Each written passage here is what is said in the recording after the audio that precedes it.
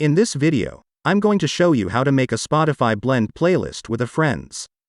Before we proceed, make sure you subscribe to this channel and press the bell icon to get daily tech videos.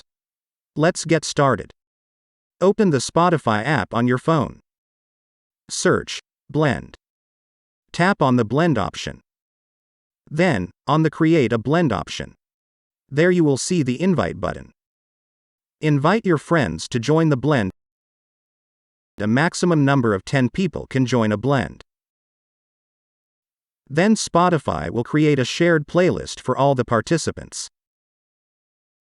And the playlist will contain music according to the liking and preference of the participants.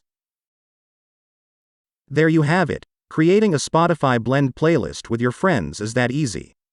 If you like this video, give it a thumbs up and remember to subscribe. I love free software TV for more videos like this.